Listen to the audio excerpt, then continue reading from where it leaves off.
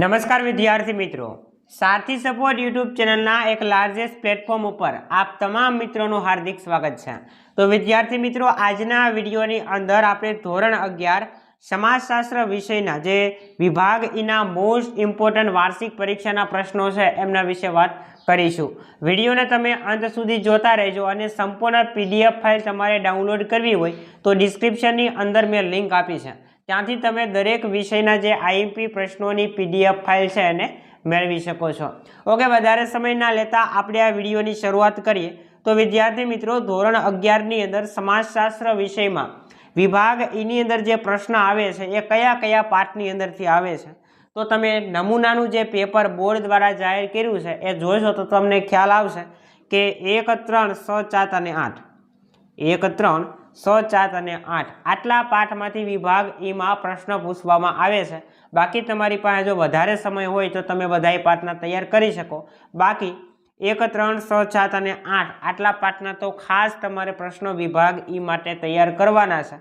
અને બોર્ડના પેપરની અંદર જે નમૂનાનું પેપર બહાર પાડ્યું છે એની અંદર એવું બનેલું છે કે વિભાગ ડીનો પ્રશ્ન હોય તો તમને વિભાગ ઈમાંય પૂછાય અને વિભાગ ઈનો પ્રશ્ન હોય તો એ વિભાગ ડીમાંય પૂછાય, અને એવા પ્રશ્ન પણ મેં તમને અહીંયા લીધેલા જ છે। ઓકે, જોઈએ આપણે સૌથી પહેલા પ્રકરણ નંબર 1ના પ્રશ્ન। એની અંદર પહેલો IMP પ્રશ્ન, સમાજશાસ્ત્રનો શબ્દાર્થ સમજાવી સમાજશાસ્ત્રના ઉદ્ભવ વિશે નોંધ લખો। મોસ્ટ ઇમ્પોર્ટન્ટ પ્રશ્ન છે। એના પછી વારંવાર પ્રશ્ન રિપીટ થતો હોય પરીક્ષાની અંદર તો એ બીજો પ્રશ્ન છે કે સમાજશાસ્ત્રનું વિષય વસ્તુ સમજાવો। ત્યાર પછી ત્રીજો પ્રશ્ન, ઇમાઇલ દુર્કીમ અને મેક્સ વેબરનું સમાજશાસ્ત્રમાં પ્રદાન જણાવો। અને એના પછી ચોથો પ્રશ્ન છે, સમાજશાસ્ત્ર અને માનવશાસ્ત્ર આ બંને વચ્ચેનો જે સંબંધ છે એ સ્પષ્ટ કરો। મોસ્ટ ઇમ્પોર્ટન્ટ હોય તો 3 પ્રશ્ન છે, પહેલો, બીજો અને ત્રીજો, અને ચોથો પ્રશ્ન છે બહુ IMP તો નથી પણ પૂછાઈ શકે એવો છે એટલે લીધેલો છે। ઓકે, તો એ પણ તમારે ખાસ તૈયાર કરવાનો છે।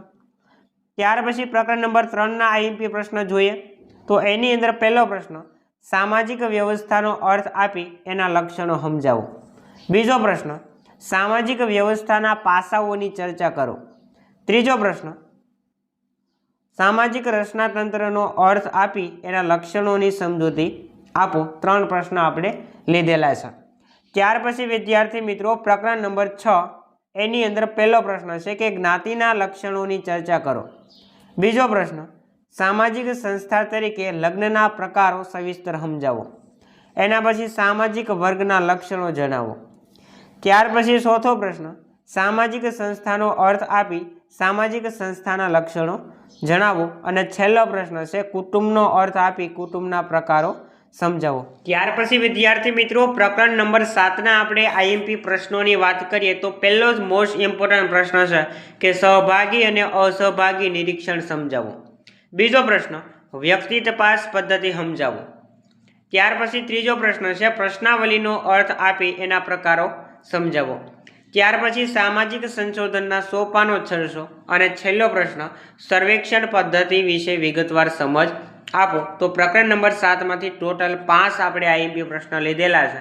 અને લાસ્ટ પ્રકરણ નંબર 8 છે, જેની અંદર પહેલો પ્રશ્ન, પર્યાવરણનો અર્થ આપી એના મુખ્ય તત્વો વર્ણવો। બીજો પ્રશ્ન, પર્યાવરણના ઘટકો વિશે સવિસ્તર માહિતી આપો। ત્યાર પછી પર્યાવરણની માનવ જીવન ઉપર થતી અસરો સમજાવો। અને એના પછી ચોથો પ્રશ્ન છે કે માનવ જીવનની પર્યાવરણ ઉપર થતી અસરો। બંને પ્રશ્ન અલગ અલગ છે, મિક્સ ન કરી નાખતા। ઓકે, એના પછી ચિપકો આંદોલન વિશે સમજૂતી આપો। 5 પ્રશ્ન આપણે લીધેલા છે। તો આ હતા વિદ્યાર્થી મિત્રો સમાજશાસ્ત્ર વિષયના વિભાગ ઈના મોસ્ટ ઇમ્પોર્ટન્ટ પ્રશ્ન। તો આશા રાખીશ કે આજનો વિડીયો પસંદ આવ્યો હશે। વિડીયો પસંદ આવ્યો હોય તો લાઇક કરો, શેર કરો, અને સંપૂર્ણ PDF ફાઇલ ડાઉનલોડ કરવી હોય તો ડિસ્ક્રિપ્શનની અંદર આપેલી લિંક ઉપર ક્લિક કરો। મળીએ દોસ્તો આવા જ નવા વિડીયો સાથે। જય હિન્દ, જય ભારત।